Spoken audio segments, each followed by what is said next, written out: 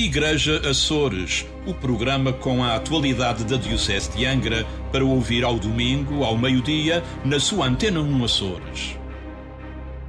Olá, seja bem-vindo a mais uma edição do Igreja Açores. Hoje vamos conversar com Bento Barcelos, o presidente da União Regional das Misericórdias dos Açores, e que nos vai dar a conhecer a realidade atual destas instituições em tempos de pandemia. Mas isso já daqui a pouco, porque antes vamos atualizar as notícias da Diocese de Angra. Termina este domingo a Semana dos Seminários e de Oração pelas Vocações. O padre Nuno Maiato, responsável pela Pastoral Vocacional em São Miguel, adiantou ao Igreja Açores os ingredientes necessários de apoio às vocações. Aquilo que todos nós já nos apercebemos e que a Igreja tem dito várias vezes, é preciso coerência de vida. É preciso que os vocacionados, neste caso os sacerdotes, possam testemunhar uma coerência entre as suas palavras, escolhas e ações com o Evangelho. Isto é para mim bastante claro. Para além disso, é preciso também alertarmos aos jovens para esta realidade, para uma realidade de uma doação plena a Deus, através desse ministério, porque os jovens têm muitas solicitações e, sobretudo na adolescência, têm vários caminhos à sua frente. E cabe-nos a nós, Igreja, apontar este caminho e acompanhar aqueles que se sentem chamados a fazer este caminho. Na região, o cenário é particular e animador, garante o sacerdote. A realidade é muito diferente de país para país, de continente para continente. Centrando-nos aqui nos Açores, a nossa realidade é animadora, porque todos os anos temos tido sempre entradas para o Seminário de Angra, temos praticamente todos os anos tido jovens que são ordenados sacerdotes, e no caso concreto do pré-seminário, que temos desenvolvido aqui na Ilha de São Miguel, portanto nós temos em média por encontro sempre cerca de 15 adolescentes e jovens. Portanto, há de facto aqui na nossa região, na nossa diocese, há de facto uma resposta generosa de alguns jovens, não é? As explicações são diversas, mas a religiosidade popular é a principal. Primeiro do que tudo tem a ver com uma forte religiosidade popular do nosso povo. O facto de sermos, os açorianos serem muito religiosos, na sua maioria, o facto de termos tradições bastante marcantes na vida da Igreja e da sociedade, é uma justificação. Porque aí, de uma forma mais ou menos clara, vai-se falando de Deus, vai-se escutando aquilo que Deus tem a dizer, e eu penso que tem a ver com este contexto da religiosidade popular. Para além disso, quero acreditar que a nossa sociedade aqui nos Açores ainda motiva um jovem, um rapaz, a seguir a vida sacerdotal. Portanto, o facto de ainda não estarmos, e se calhar nunca vamos estar, não quero ser pessimista, mas o facto de haver uma grande estima por quem se atreve a fazer esta experiência do seminário, as pessoas ainda respeitam, não todos, obviamente, mas a maioria ainda respeita. Então o jovem ainda se sente confortável em fazer esta experiência. Estas são as justificações práticas, mas o sacerdote garante que as verdadeiras respostas estão na fé e não são mundanas. A Diocese de Angra vai associar-se ao arranque da caminhada junto à Jornada da Juventude de Lisboa em 2023. As iniciativas arrancam já no próximo dia 29, Carmo Rodeia. A preparação da caminhada rumo à Jornada Mundial da Juventude de 2023, em Lisboa, começa no primeiro domingo do Advento e nesse dia realizam-se várias iniciativas em todas as ouvidorias dos Açores. O Serviço Diocesano da Pastoral Juvenil pede que no final de todas as celebrações eucarísticas um jovem faça uma alusão ao momento, evocando e discernindo sobre o que é uma Jornada Mundial da Juventude, os seus objetivos e os seus destinatários. Os responsáveis diocesanos desafiam ainda a colaboração das autoridades da Igreja com as autoridades civis locais para que possam surgir murais onde os jovens possam pintar e desenhar elementos alusivos a estas jornadas e que depois possam vir a surgir como ponto de encontro e animação permanente nas iniciativas das comunidades. A ideia é que este mural possa ir sendo pintado ao longo da caminhada até 2023, acrescentando-se ainda que na primeira pintura, e uma vez que estamos a viver o ano da Laudato Si, possa ser colocada uma frase relacionada com esta encíclica papal. Em todas as ouvidorias deverá ainda ser realizado um momento regular de oração por intenção da Jornada Mundial da Juventude de Lisboa. Como a JMJ está intrinsecamente ligada ao Papa São João Paulo II, o único que até hoje visitou os Açores, os responsáveis pela juventude açoriana esperam que estes locais festivos comecem justamente por ser locais por onde tenha passado o Santo Padre em 1991. Assim, foi proposto o adro da Sé de Angra e o exterior do Campo de São Francisco, em Ponta Delgada. Na nota da Pastoral Juvenil, lê-se ainda que daqui em diante, a cada dia 23 do mês, haverá sempre uma iniciativa ligada à oração pela intenção da JMJ. Essa oração far-se-á regularmente em cada uma das 17 igrejas escolhidas para serem a casa da JMJ nos Açores, uma por ouvidoria. A nível nacional foram propostas esta semana várias catequeses que vão ser disponibilizadas num projeto intitulado Rise Up. Além disso, na Rede Mundial de Oração do Papa é igualmente disponibilizado diariamente um passo ou um momento de oração destinado aos mais jovens, que pode ser descarregado através da plataforma do Apostolado Mundial de Oração Click to Pray. Carmo Rodeia, colaboradora do Igreja Açores. As equipas do curso de preparação para o matrimónio na Diocese de Angra ainda não conseguiram encontrar um rumo muito definido para a realização dos encontros. Na ilha de São Miguel, Catarina Miranda apresenta as alternativas disponíveis. No passado mês tivemos uma reunião para decidir como seria agora neste ano, no ano pastoral, a realização de CPMs.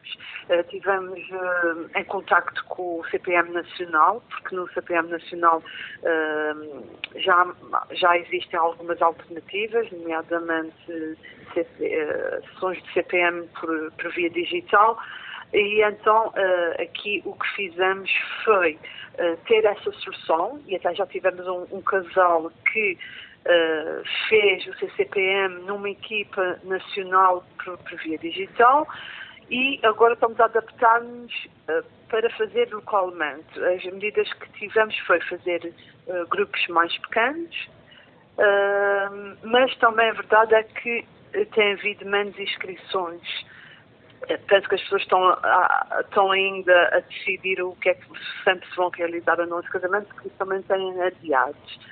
Foi criado um formulário de pré-inscrição que está disponível na página de Facebook do CPM de Angra. E com base nas pré-inscrições que vão surgindo na plataforma, vamos então, em função dos locais onde se realizam, vamos tentando fazer equipas mais pequenas, com menos nervos, para ir resolvendo as situações que foram surgindo. Soluções sempre pontuais e a alterar consoante as recomendações das autoridades. Antes da pandemia, os CPMs aconteciam em quase todas as ouvidorias. Com exceção da ouvidoria do Nordeste, todos os anos temos a realização de um CPM, pelo menos um CPM em cada ouvidoria, em São Miguel. Em Ponta Delgada, 2, e na Ribeira Grande, 3. No Pico da Pedra, um em Rabo de Peixe e um na Ribeira Grande Cidade. As previsões para o próximo ano é que Ponta Delgada seja só um, Na Ribeira Grande realizou-se no passado mês de outubro com um conjunto de casais que já estavam interessados e penso que poderá haver mais algum, nomeadamente na paróquia de Rabo de Peixe, que tem mais população. E as outras paróquias, também a nossa previsão é que haja uma providoria, mas todos com uma dimensão reduzida e depois adaptada à metodologia das sessões em função dos grupos mais pequenos. A oferta do CPM online e com equipas nacionais é sempre uma opção, mas o CPM diocesano diz que será sempre um último recurso. Na Ilha Terceira, o CPM também ainda não tem futuro definido. Aliás, foi a pandemia que interrompeu em março o último que se realizou na ilha. O padre Gregório Rocha, orientador espiritual do CPM, explica as dificuldades de organizar o curso de preparação para o matrimónio na Ilha Terceira. Nós temos só uma equipa na ilha, portanto a nossa ilha neste momento sempre teve só uma equipa, e o que faz com que cada CPM tenha sempre um número razoável de gente. Implica quase 100 pessoas às vezes nos CPMs que nós temos feito. E portanto nesta circunstância em que vivemos torna-se difícil manter os CPMs nos modos em que nós estávamos. Aliás, nós temos um CPM que começou e foi interrompido pelo primeiro confinamento e que ainda está por acabar e, portanto, neste momento nós não temos nada previsto em relação aos CPMs a nível de ilha. Queremos fazer, pelo menos, acabar aquele que começámos, mas tão cedo não vai acontecer. Porquê? Por limitações da equipa que existe, que tem gente com criancinhas pequeninas e, portanto, algum receio também de nos envolvermos e nos expormos nesta. Entretanto, foi feita uma proposta aos párocos de cada paróquia da ilha. Pois há a consideração dos padres que aqueles casais que, entretanto, vão casar antes que se realize algum CPM, podem resolver a questão através das paróquias, no contato com os párocos. Também foi sugerido às paróquias que tentar fazer reformas pastorais e aí os números seriam mais pequeninos. Claro que não poderia ser um CPM nos moldes habituais, porque isso implicava vários CPMs por ano e a equipa também não tem essa disponibilidade para isso. Entretanto, a semana passada eu fui informado pela equipa diocesana de que há a possibilidade de um casal ou outro, nunca muitos de uma vez, mas um ou outro, fazer através da equipa nacional online. A equipa nacional tem feito CPMs online e, portanto, dá a possibilidade de um casal ou outro, porventura, queira realmente fazer o CPM. O sacerdote admite que, sem o fim da pandemia e com a acumulação de casamentos adiados, a resposta às inscrições poderá tardar. Ainda assim, Gregório Rocha garante que nenhum casal deixará de casar pela falta do CPM e valida a possibilidade do curso ser terminado depois do casamento. O nosso convidado desta edição do Igreja Açores é Bento Barcelos, ele que é presidente da União Regional das Misericórdias dos Açores, que passam por momentos de grande incerteza e dificuldades.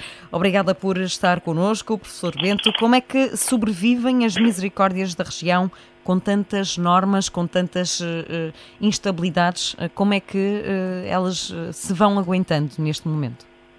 Muito obrigado por esta oportunidade. É sempre um gosto de poder partilhar convosco aquilo que são as realidades vividas ao longo destes meses, desde que esta situação da pandemia nos atingiu. É um facto e é reconhecido por todos que as instituições sociais, no caso concreto as misericórdias dos Açores, as 23 misericórdias dos Açores, cada uma com a sua missão social específica, algumas delas, a larga maioria, com valências que se dedicam a pessoas idosas, a pessoas dependentes, a pessoas vulneráveis. Às vezes podem não ser idosos, serem pessoas com menos de 65 anos, mas são pessoas dependentes, são pessoas com, enfim, qualquer tipo de deficiência. Têm vivido tempos que não são fáceis, é reconhecido por todos, mas têm cumprido com a sua missão. É evidente que esta é uma matéria de uma pandemia com a sua complexidade, a sua interação a tantos níveis, que desconhecida para as gerações atuais ao conhecimento da história, das pandemias que se verificaram ao longo da humanidade e que a história nos traz essa informação, mas vivê-la de uma forma, digamos, presente, é algo que foi novo. E por isso houve todo um processo de aprendizagem com base nas orientações que foram emitidas pelas entidades competentes, pelas autoridades, nomeadamente a Autoridade Sanitária, no caso dos Açores, a Autoridade Regional de Saúde, em articulação com a autoridade também do âmbito da Segurança Social, que criou um gabinete de apoio às instituições, o gabinete de apoio às instituições Covid-19, e foi feito um caminho muito válido, muito complexo também, que exigiu muito das equipas técnicas e de todos os profissionais das misericórdias, especialmente nestas valências, com resultados que são francamente favoráveis, são positivos, nunca esquecendo a infelicidade que houve na Santa Casa da Misericórdia do Nordeste, na sua estrutura residencial, num contexto que todos nós, digamos, conhecemos, como se verificou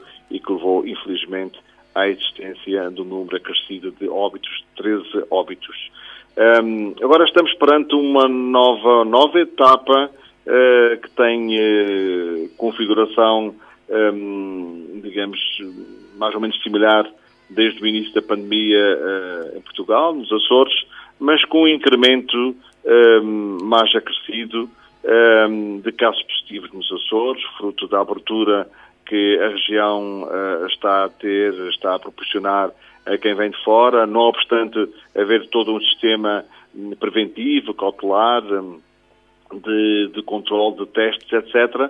Mas o que é fato é que temos números de casos positivos francamente superiores àqueles que tivemos no início desta crise de saúde pública. Isto é algo que nos preocupa, naturalmente. É por essa razão que algumas das instituições, nomeadamente na Ilha Terceira, que têm estruturas residenciais para pessoas idosas, e no caso da Misericórdia de Angra, que tem uma unidade de cuidados continuados, viu-se novamente confrontada com a necessidade de suspender as visitas, que elas próprias já eram demasiadamente condicionadas, disciplinadas, limitadas, mas infelizmente tivemos que tomar esta decisão, que é sempre para bem dos utentes, para bem daqueles que são os mais vulneráveis, preservando a sua saúde, a saúde que muitas vezes já é limitada, já é, enfim, muito reduzida, mas preservando de facto as condições de cada um, por forma a não haver nenhum contexto de contágio. O caso do Nordeste foi, podemos dizer que foi uma difícil lição para todas as misericórdias da região? Serviu de um exemplo, sim, e a lição ficou ensinada, digamos assim, da pior maneira? É uma pergunta muito pertinente. Em tudo na vida temos que ir tirando conclusões, aprendendo, estamos sempre receptivos àquilo que são as experiências que vamos vivendo. E infelizmente, o termo foi então utilizado e bem, de infelicidade, a infelicidade que houve com os utentes e funcionários e com enfim, a própria instituição do Nordeste, do contágio que se verificou em contexto de uma unidade de saúde, foi algo que temos todos muito presentes. E estamos todos solidários, sempre fomos solidários desde o primeiro momento que o evidenciamos, nomeadamente a União Nacional das Misericórdias dos Açores, através de comunicado feito diretamente para, enfim, na opinião pública, para, assim, digamos, todos sentirem que, de facto, ficamos todos muito marcados por essa infelicidade. E a lição é que temos que, de facto, como o povo diz, em cada cabelo ter um olho, e qualquer medida tem que ser sempre avaliada, em qualquer circulação, mobilidade de um utente, todas as regras têm que ser todas seguidas, e no caso da Misericórdia do Nordeste foram seguidas, mas na altura, enfim, a unidade de saúde em causa entendeu que não era necessário fazer o teste, e se tivesse sido feito o teste esse utente certamente, digamos, tinham verificado que estava positivo, ele não tinha voltado à instituição e não tinha provocado o contágio aos restantes, que infelizmente já não está no reino dos vivos. Portanto, uma postura constante de humildade e de grande sentido de disciplina, de cumprimento. Ainda há pouco, se me permitem, enfim, dar um testemunho, uma diretora técnica me colocava uma questão, dava-me a conhecer o caso de um utente que vai receber um familiar que vem de fora e que, portanto, o conjunto de medidas cautelares e preventivas estão a ser tomadas para que esse familiar possa, digamos, visitar o seu pai. E, portanto, temos tempos difíceis para todos. Agora, a conclusão também que se chega é que a larguíssima maioria dos familiares, dos filhos, dos irmãos, até mesmo dos netos, dos mais novos, compreendem este contexto e portanto, têm por vezes uma atitude de maior compreensão do que os próprios idosos que estão, ou pessoas dependentes que estão em estruturas residenciais ou unidades de cuidados continuados. Eles, por vezes, evidenciam mais essa pressão de não terem a liberdade de estar com os seus familiares, de saírem, mas este caminho vai-se fazendo, caminhando, e sempre na esperança de que melhores dias virão. É preciso que possamos tudo fazer e que tenhamos também, enfim, a sorte, e a sorte no sentido de que no momento certo tomar-se a decisão certa e não haver, digamos, contextos de contágio para salvaguardarmos a vida das pessoas. Foram novamente suspensas as visitas, entretanto os utentes das misericórdias já receberam, já tiveram alguns meses a receber visitas, sempre com muitos condicionalismos, digamos assim. Agora com esta suspensão, novamente, como é que se gerem as expectativas dos utentes? A saúde mental preocupa ainda mais agora as misericórdias? Sim, é um facto. Houve necessidade de tomar, nestes últimos dias, essa decisão. Imediatamente, além, digamos, daquilo que é, enfim, a informação através das redes sociais, mas imediatamente tomar essa decisão em algumas das misericórdias, e na misericórdia que eu sirvo como provedor da Casa de Misericórdia de Angra do Heroísmo, essa decisão foi efetivamente tomada, e o esforço de informação dos familiares foi acrescido no sentido de a cada familiar de utentes que os tenham, porque infelizmente há utentes que já não têm familiares e esses casos ainda são de maior isolamento, maior solidão, que tentamos compensar com as nossas equipas que trabalham internamente no dia-a-dia, nas mais diversas funções, foi telefonar e explicar a cada um o que é que estava a passar. E devo dizer que o eco que eu tenho é um eco de grande compreensão. As pessoas estão, enfim, normalmente atentas ao que está a passar, não só pela comunicação social, mas também o nosso meio é demasiado pequeno em termos de facilidade de informação que vai passando, digamos, de um para o outro. E, portanto, estamos novamente nesta fase da suspensão destas visitas. É algo que nos custa bastante. Sabemos que esse contato é muito importante do ponto de vista afetivo, do ponto de vista, digamos, da relação interpessoal, da própria esperança na vida e mesmo para a estabilidade psicológica, como dizia bem na sua pergunta, mas é necessário porque o contágio é potenciador e, portanto, temos que ter, de facto, todo o cuidado nas medidas que estão a ser implementadas. As misericórdias continuam a ter despesas extra em material de proteção individual? Continuam também a praticar a modalidade das equipas de espelho ou agora já voltaram à normalidade? Houve um período que foi necessário implementar as equipas em espelho no mês de abril e no mês de maio. Depois houve um desanuviamento. Nesta presente fase, com este agravamento do número de casos positivos nos Açores, e quando digo nos Açores, enfim, especialmente, refira-se à Ilha de São Miguel, que tem um número francamente mais acrescido, e também agora, recentemente, digamos, no contexto da Ilha Terceira, Felizmente há ilhas onde, enfim, olha o Corvo, que não, felizmente continua limpo em relação a esta doença, esta pandemia, o que é muito bom. Está a ser necessário, enfim, estarmos muito atentos a uma eventual necessidade de retomar o funcionamento destas equipas. Elas são extremamente exigentes no que se refere aos profissionais, porque fazer turnos, uma vez que o objetivo é diminuir a circulação de profissionais para, digamos, estar menos no contato exterior nas unidades onde prestam os seus serviços, preservá-los desses contatos exteriores. E, portanto, são turnos grandes, são turnos, digamos que, de 12 horas, 10 a 12 horas e muitos dias seguidos.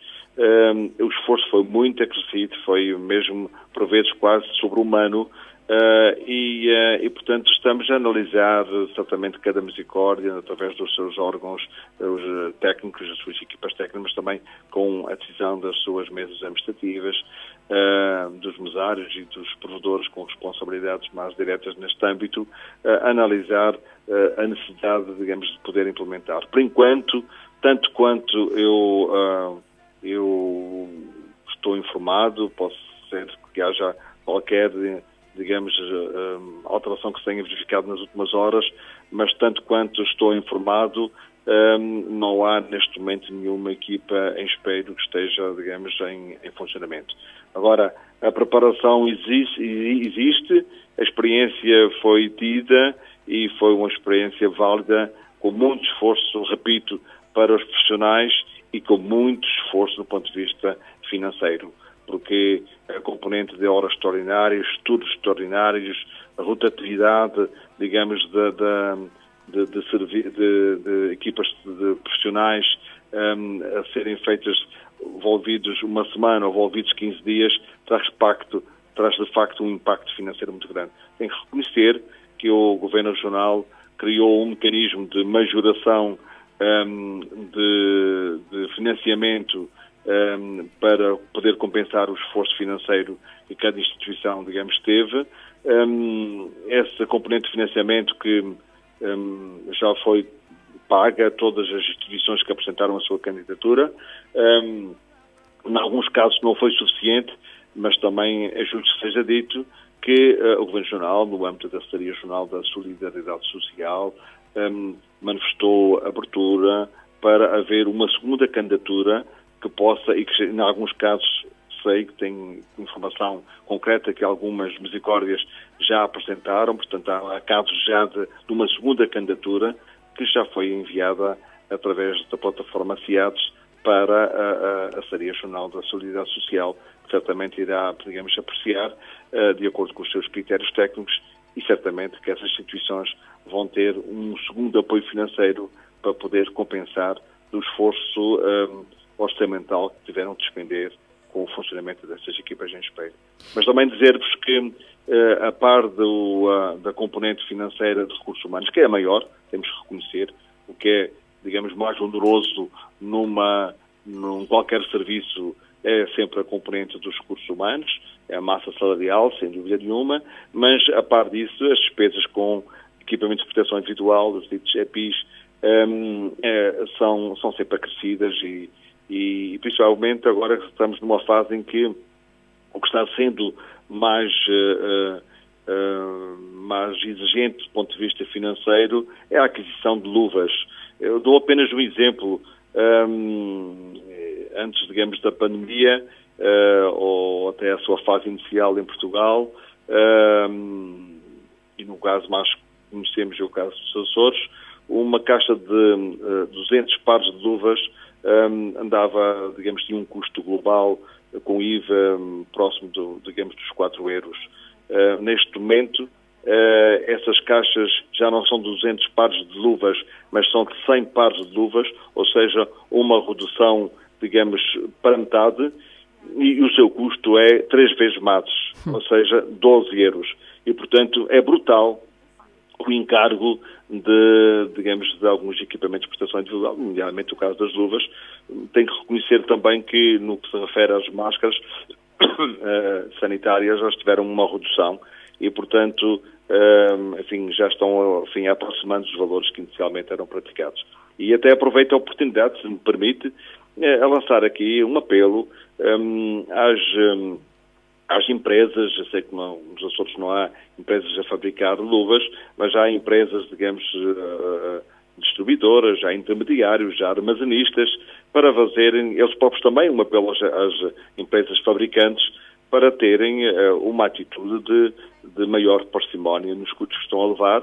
Obviamente que compreendemos que as empresas existem para ter lucro, mas não podem de forma nenhuma, não é devido do ponto de vista moral e social a estar, digamos, a ter uma prática especulativa relativamente a um bem tão essencial como são, nestes casos, em concreto, as necessidades de aquisição de luvas e de equipamentos similares. Completamente de acordo. Professor Bento Barcelos, na condição de presidente da URMA, quais são, a seu ver, as instituições que merecem um maior cuidado e uma maior preocupação da sua parte? Eu, sem dúvida nenhuma, que, enfim, tudo onde está o homem está sempre a componente da maior exigência, porque onde está o homem é um ser potenciador, mas ao mesmo tempo é um ser indigente, um ser, digamos, frágil e portanto, de um momento para o outro, enfim, as necessidades podem se verificar necessárias e as necessidades necessárias, estou usando essa redundância exatamente para evidenciar que a todo momento o ser humano pode precisar de uma ajuda dos outros ou de uma instituição. Mas há sempre dois níveis etários, que são aqueles que evidenciam a maior preocupação para a missão social das misericórdias. É ao nível da infância e ao nível das pessoas idosas e pessoas dependentes, pessoas com deficiência. Portanto, aí são as preocupações que são maiores. E neste âmbito das pessoas idosas, pessoas dependentes, pessoas com níveis elevados de morbilidade, de patologia, as preocupações são muitíssimo acrescidas, extremamente acrescidas, com tendência para se agravar neste contexto da pandemia, em termos na componente dos recursos humanos, das equipas de enfermagem, das equipas clínicas, de toda a componente da higienização e, portanto, esses são dois polos extremamente exigentes, ao nível da infância e ao nível das pessoas idosas ou pessoas dependentes. E, portanto, se nos depara sempre uma missão exigente para os dias de hoje, mas também para os dias do futuro. E nesta esperança forte, e acho que as misericórdias e quem está à frente das misericórdias, para já são instituições que têm uma raiz canónica, ligadas à Igreja Católica, e, portanto, este sentido de que a fé é algo que não devemos perder, e, portanto, temos com a fé e a esperança de que tenhamos em pouco tempo, quando digo em pouco tempo, não digo amanhã, digo nos próximos meses, no próximo ano, segundo a comunicação social, nomeadamente os circuitos da área, digamos, da inteligência e do conhecimento na medicina, nas ciências da vida, a possibilidade de termos o acesso a vacinas para, digamos, poder combater este vírus que é tão destrutivo para a saúde e para a vida humana.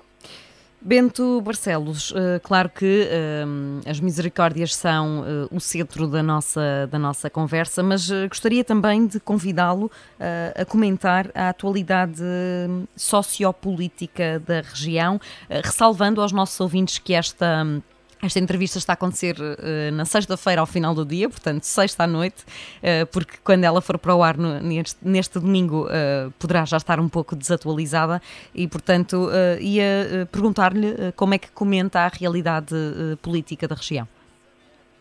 É uma questão bastante complexa, aquela que me faz. Como é sabido, as misericórdias têm uma missão social no âmbito das políticas sociais. Bem sabemos que as políticas sociais são políticas da responsabilidade do Estado e na região é Estado os órgãos do governo próprio da região, o Parlamento Regional, o Governo Regional e também é Estado as autarquias locais. E por isso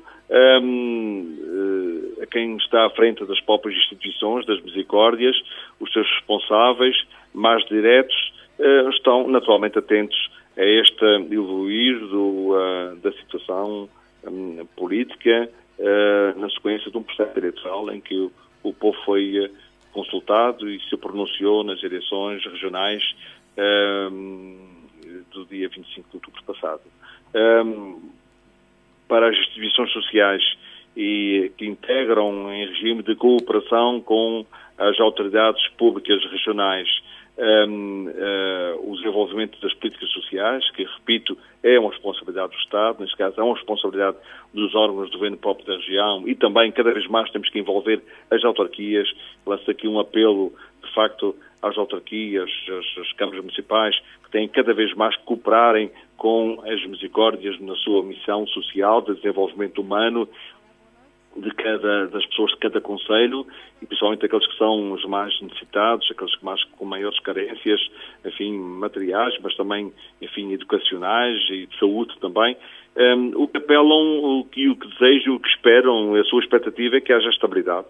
Estabilidade para que os órgãos possam funcionar, do órgão legislativo.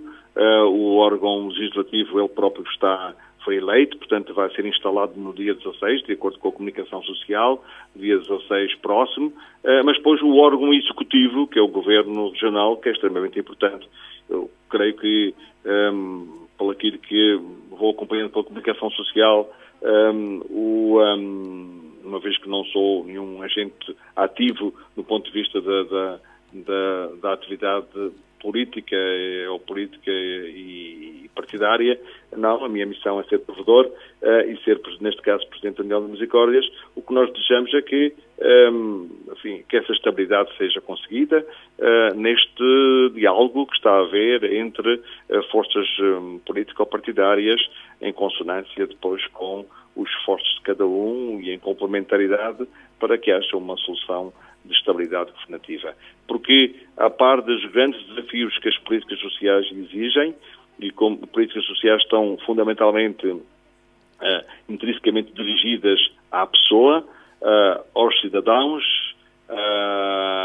aos homens e mulheres, digamos, que constituem a nossa sociedade, qualquer que seja o seu escalão etário.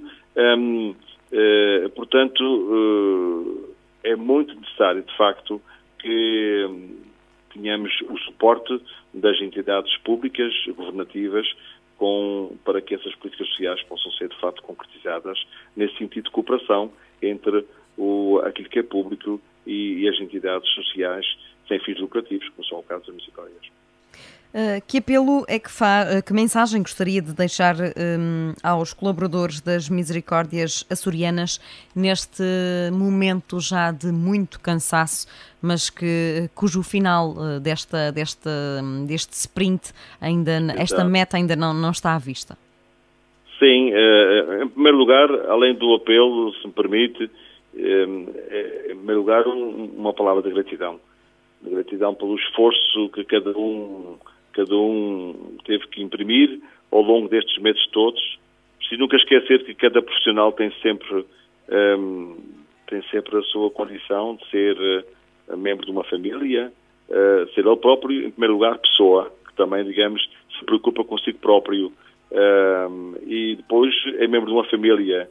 E isso, digamos, tudo contribui para exigências do ponto de vista familiar, da organização, digamos, e funcionamento de cada família, e depois, a par disso, ter a capacidade física, a capacidade psicológica e mental, e também até a estabilidade para poder exercer a sua missão, a sua profissão. Portanto, em primeiro lugar, essa palavra de gratidão pelo esforço que foi feito, dando muitas vezes francamente prioridade à sua vida profissional, em detrimento da sua vida familiar e da sua vida social. Ao mesmo tempo, um desejo que tenham saúde. Porque quando não se tem saúde, não se pode, digamos, proporcionar serviços aos outros para que os outros tenham mais bem-estar, mais saúde, mais tranquilidade, mais sossego. E estarem melhor defendidos, digamos, desta pandemia. E em terceiro lugar, que tenham um esforço de se protegerem. nós todos temos de ter agora um cuidado acrescido de nos protegermos daquilo que possa ser espaços suscetíveis de poder ter qualquer contágio. É evidente que a vida não pode parar, temos que continuar a ter a nossa vida do ponto de vista familiar, do ponto doméstico, enfim, profissional, qualquer seja o sector, mas ter muito cuidado em se proteger. E principalmente proteger para poder proteger os outros. E se fizermos esse esforço, eu estou convencido que este inimigo invisível, assim designado por muita gente, e acho que é uma expressão bem conseguida deste vírus, talvez, digamos, não possa fazer tantas vítimas como tem feito. Bento Barcelos, muito obrigada por ter estado connosco neste espaço de rádio. Muito boa sorte e muito bom trabalho a todas as Misericórdias dos Açores. Muito obrigado, agradeço esta oportunidade e para si e todos aqueles que nos estão a ouvir, o desejo de muita saúde e que tenham capacidade de poder enfrentar da melhor forma esta pandemia que nós todos estamos a viver. No fundo, cuidem-se e cuidem-nos, não é assim? Exatamente. Muito obrigada por ter estado connosco. O Igreja Açores regressa na próxima semana com mais convidados especiais e com mais atualidade da Diocese de Angra. Igreja Açores, o programa com a atualidade da Diocese de Angra para ouvir ao domingo, ao meio-dia, na sua Antena 1 Açores.